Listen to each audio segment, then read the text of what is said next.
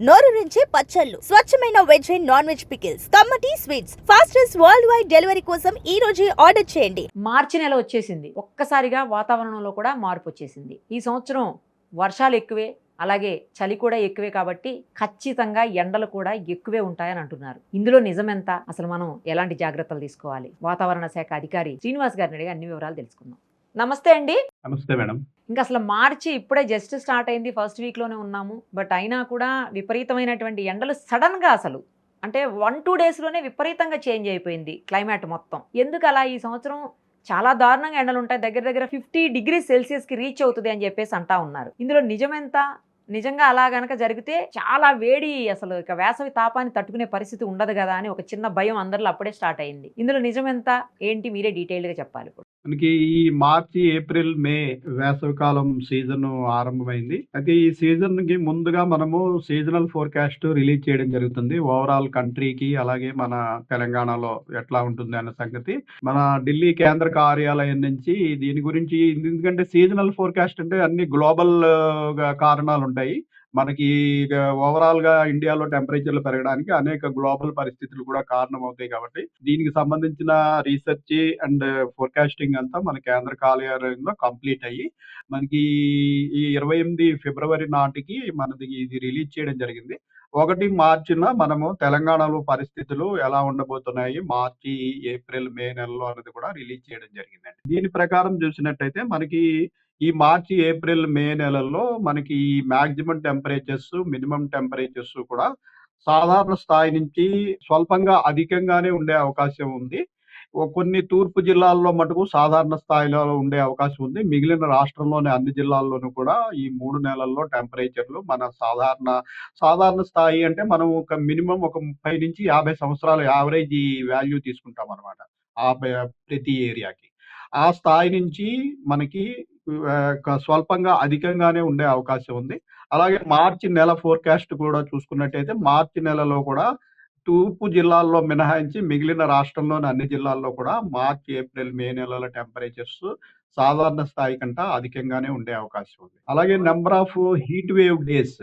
Heat wave అంటే ఇప్పుడు మన డెఫినిషన్ ఏంటంటే ఒక ప్రాంతం యొక్క టెంపరేచర్ 40 డిగ్రీలు దాటిపోయి అదే 40 డిగ్రీలు దాటటము ప్లస్ ఆ లాంగ్ టర్మ్ యావరేజ్ టెంపరేచర్ ఏదైతే ఉంటుందో ఆ పర్టికులర్ డేకి దానికంటా కూడా మరొక 5 డిగ్రీలు ఎక్కువగా ఉన్నట్టయితే ఆ ప్రాంతాన్ని మనం హీట్ వేవ్ ఎఫెక్ట్ అయిన ఏరియా అని ప్రకటిస్తూ ఉంటాము.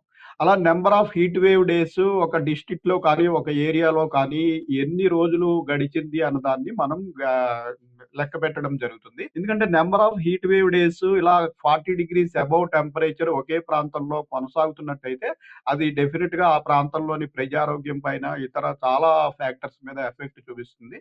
సో ఈ number of heat wave days కూడా ఈసారి ఏప్రిల్, మే నెలలో మన సాధారణ హీట్ వేవ్ డేస్ కంటా ఎక్కువ ఉండే అవకాశం ఉందని మనకి ఫోర్కాస్ట్ తెలియజేస్తుంది. జనరల్గా వర్షము, అలాగే చలికాలంలో చలి, వర్షాకాలంలో వర్షము, ఇవి రెండు ఎక్కువ ఉన్నప్పుడు వేసవిలో కూడా ఎండలు ఎక్కువగా ఉంటాయి అంటారు. అది నిజమా, లేకపోతే దానికి దీనికి ఏమన్నా రిలేటెడా? అసలు అలా ఉంటుందా సంబంధం ఏమన్నా? దానికి దీనికి పెద్దగా సంబంధం లేదండి. అంటే మనకి యాక్చువల్ రెయిన్స్ తగ్గే సంవత్సరాలు ఈ ఎల్ నినో ప్రభావిత సంవత్సరాల్లో మనకి ఎండ కూడా ఎక్కువ ఉంటుంది. ప్రస్తుతం మనం గత కొద్ది సంవత్సరాలుగా ఏంటంటే మనం మాన్సూన్ పీరియడ్ లో మనం ఎల్ నినో అనేది చాలా తక్కువ చూసాం. లా నినా అంటే మనకి మాన్సూన్ కి అనుకూల పరిస్థితులు. అందుకని గత 3-4 ఏళ్లలో మనకి పెద్దగా రెయిన్‌ఫాల్ డెఫిసిట్ అనేది లేదు. ఆ రకంగానే అయితే గ్లోబల్ టెంపరేచర్స్ అనేవి మనకి అనేక ఫ్యాక్టర్స్ వల్ల ఈ గ్లోబల్ వార్మింగు, మనము డిఫారెస్టేషను, పొల్యూషను, సిటీస్ విస్తృతంగా పెరిగిపోవడము, ఇటువంటి ప్రభావాల వల్ల మనకి అనేక ప్రాంతాల్లో టెంపరేచర్స్ అయితే ఎఫెక్ట్ అయితున్నాయి. మనకి నాట్ ఓన్లీ సమ్మర్, మనకి వర్షాకాలంలో వర్షం పడే పరిస్థితులు అన్ని రోజుల్లోనూ ఉండవు. లేనప్పుడు వర్షాకాలంలో మనకి జూన్, జూలై సమయంలో కూడా చాలా ఎక్కువ టెంపరేచర్లు ఉంటున్నాయి. సో ఈ టెంపరేచర్‌లనేవి గ్లోబల్‌గా ఈ ఇతర కారణాల వల్ల ఎక్కువ పెరుగుతున్నాయి. అదే పరిస్థితి ఈ ఏడు కూడా కొనసాగే అవకాశం కనిపిస్తుంది. అయితే లాస్ట్ 4-5 ఇయర్స్గా మనం చూసుకుంటే లాస్ట్ ఇయర్ ఎండలు చాలా తక్కువగా ఉన్నాయని అంటుంటారండి. నిజమేనా అది? అవునండి. లాస్ట్ ఇయర్ మనకి ఏప్రిల్ నెలలోనే ఒక హీట్ వేవ్స్ ఒక 3 రోజులొచ్చాయి. మే నెలంతా ఏమైందంటే మనకి వర్షాలు పడిపోయాయి. మే నెలల మామూలుగా ఏంటంటే మనకి ఈ ప్రీ మాన్సూన్ సీజన్ మార్చి, ఏప్రిల్, మే నెలలో అకేషనల్‌గా ఎవ్రీ 10 డేస్‌కి, 15 డేస్‌కి మనకి ఈవినింగ్ టైమ్‌లో క్యూములోనింబస్ మేఘాలు ఏర్పడి థండర్ స్టార్మ్స్ అనేవి వస్తుంటాయి. ఇవేంటంటే వివిధ ప్రాంతాల మధ్యన ఇలా హై టెంపరేచర్‌లో ఉన్నప్పుడు సడెన్‌గా విండ్ డైరెక్షన్ మారి మాయిశ్చర్ కనుక ఆ వాతావరణంలోకి ఎంటర్ అయితే సాయంత్రం వేళల్లో మనకి ఈదురుగాలులతో కూడిన క్యూములోనింబస్ మేఘాలు ఏర్పడి ఈదురుగాలులు ఈ పెద్దగా వర్షపాతం అనేది వస్తుంది. మే నెలలో ఇలాంటివి కంటిన్యూయస్‌గా వచ్చేసాయి లాస్ట్ ఇయర్. వచ్చేసి last May 2025 May was actually coolest in 20 years. ఆహా! సో 20 మేలో ఇయర్స్‌లోనా? Last year okay. In 20 years 2020 నుంచి 2025 వరకు నేను డేటాని అనలైజ్ చేయడం జరిగింది. And 2025 May was the coolest in 20 years అన్నమాట. సో లాస్ట్ ఇయర్ మనకి పెద్దగా హీట్ వేవ్ డేస్ ఓన్లీ ఒక 3 డేస్ మనకి April third week and fourth వీక్‌లో వచ్చాయి తప్పించి లాస్ట్ ఇయర్ హీట్ వేవ్స్ లేవు. అయితే 2024లో మనకి ఒక 14 రోజులు హీట్ వేవ్ దినాలున్నాయండి వివిధ ప్రాంతాల్లో.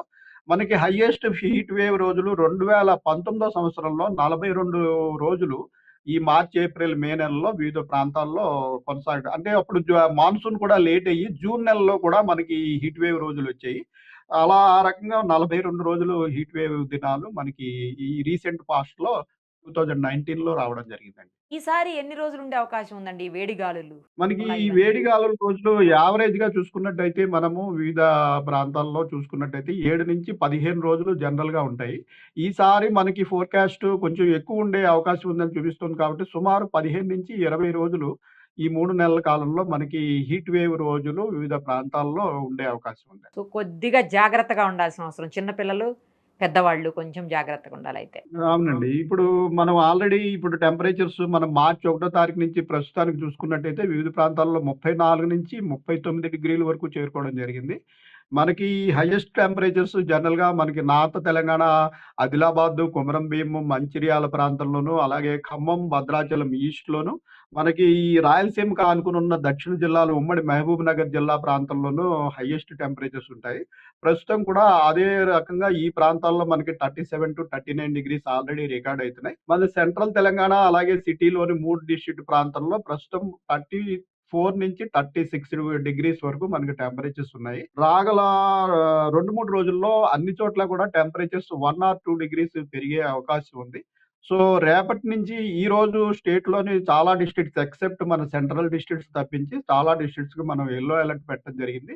రేపు, ఎల్లుండి రాష్ట్రంలోని అన్ని జిల్లాలకి కూడా యెల్లో అలర్ట్ అంటే 36-40 డిగ్రీస్ కొనసాగే అవకాశం ఉందని యెల్లో అలర్ట్ పెట్టడం జరిగిందండి. అయితే రాబోయే కొద్ది రోజుల్లో అంటే ఇంకా లాస్ట్ వీక్ వచ్చేసరికి అలాగే ఏప్రిల్, మే నెలల్లో అయితే 40+ రికార్డ్ అవుతదేమోనండి మొత్తం రాష్ట్ర వ్యాప్తంగా. ఏప్రిల్ నెలలో జనరల్‌గా 40 దాటిపోయే అవకాశం ఉంది. మే నెలలో కొన్ని ప్రాంతాల్లో 45 డిగ్రీస్ నుంచి 47 డిగ్రీస్ వరకు చేరుకునే అవకాశం ఉంటుంది. రైట్ అండి. Thank you. Thank you so much. Okay. Thank you.